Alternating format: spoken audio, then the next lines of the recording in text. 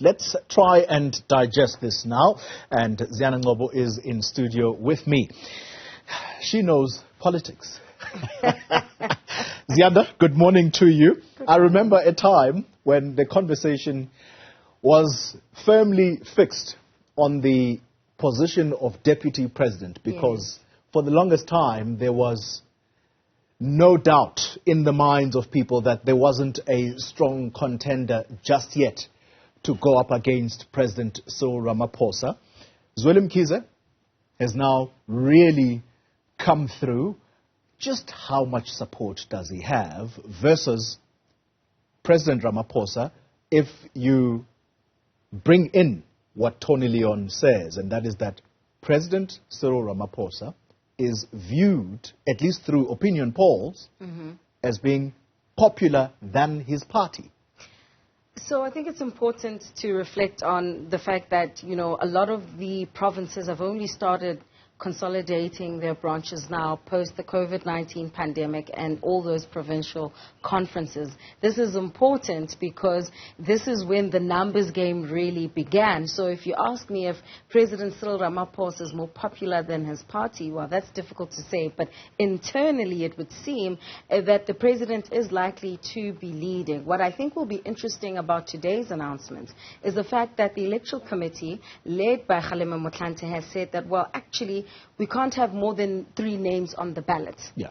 Now, when you look at, I see the position of president, and there have been a lot of analysts who've basically said, look, President Cyril Ramaphosa seems to be head and shoulders above those who are vying for the position. But, Ziyanda Ngcobo as well has gotten quite a bit of support from the Eastern Cape, KwaZulu-Natal, which is the biggest voting bloc within the ANC, and parts of Limpopo and Mpumalanga. We'll see whether or not, Xoli, 2 things today.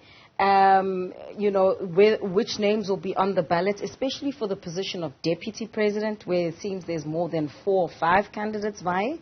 But also, there's still that niggly bit at the conference, voting from the floor. So yes, this is one step closer towards shutting off the noise, where be it on social media or anywhere else, because at least now we'll have a clearer picture of who the contenders are before, of course, that conference gets underway. Let's not forget that the support for Ziyanda Ngcobo, not just limited to provinces, in fact, the leagues. Yes. They are seen as provinces, so to speak, when going to conference. And interesting to see, at the weekend, the former Women's League president speaking at a gathering that clearly was endorsing Ziyanda Ngcobo for president. That was interesting to see. Let's talk about the deputy president position. Where is the cat?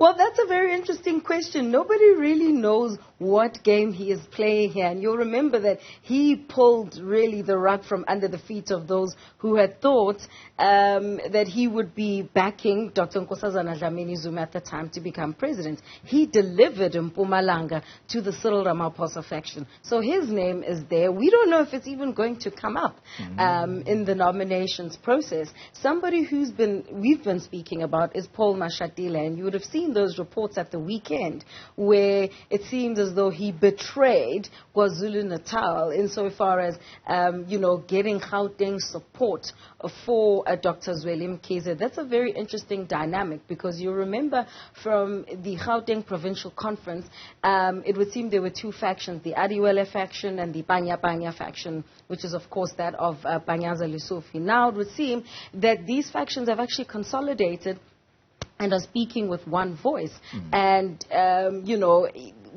the manner in which Paul Mashatile has operated, it's been seen that he still has a strong hold on the province. Perhaps he knew that Gauteng would go ahead and support President Cyril Ramaphosa, because even at that conference, they've always been very clear that they back Cyril Ramaphosa for a 2nd term. But also the fact that Paul Mashatile was saying that, well, if the branches say so, and I think this is an anticipation of that Integrity Commission report, he wouldn't mind vying to become president. president. So there are a lot of dynamics. So yes, this list is going to sort of be consolidated, but I'm quite certain that a lot will happen on that conference floor within that particular conference. So we don't know where DJ Mabuza is.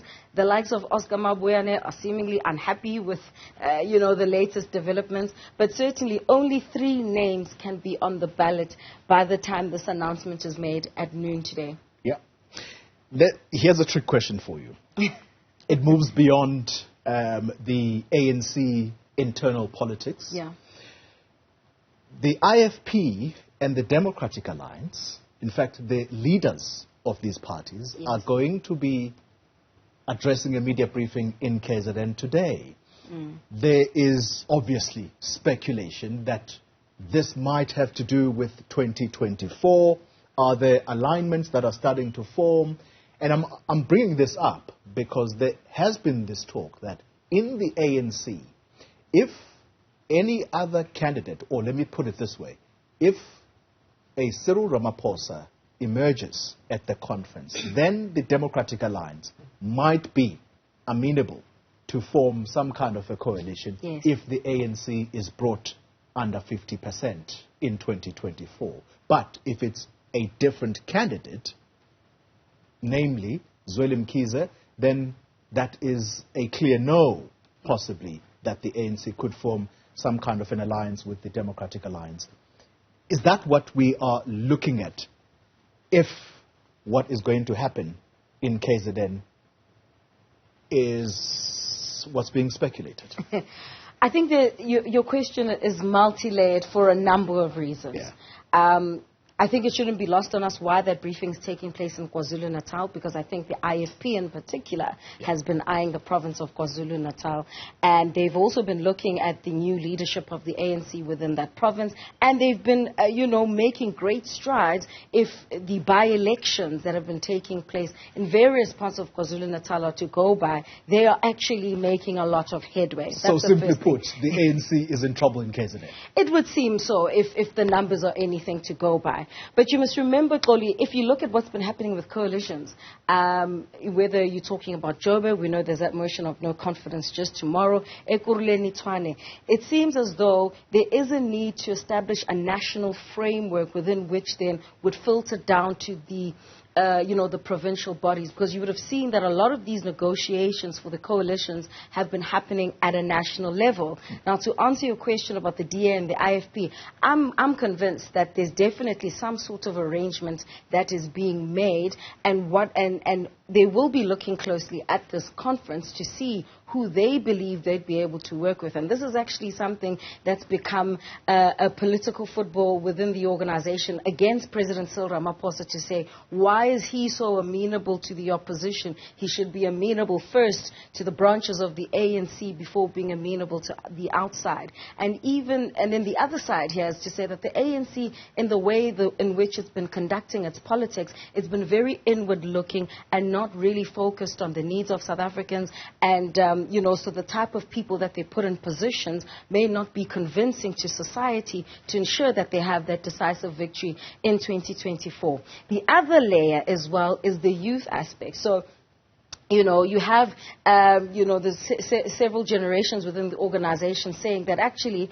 if the ANC does go into the opposition benches, will the elders in the organization have enough energy to conduct themselves in the opposition benches? Will they be able to have a 10-year, 15-year plan to regain power? Mount a comeback. If you're 67, if you're 70, like our president, what use will that person be? Because that reality is not lost upon the ANC. Then the other layer is how prepared the organization is in and of itself for the possibility of not winning back KwaZulu-Natal or losing KwaZulu-Natal. Western Cape is already gone, because they know from the example of the Western Cape that once a province goes to the opposition, it's that much more difficult to get back. Yeah, and you and I can talk this throughout the day. I did say she knows politics, because the youth element of the ANC, some people are saying, but what do they bring to the table? That yes. There aren't any Is it new opportunistic? ideas. Yes, we can't just say they're young. Okay, Ziyanda, no, let's leave it.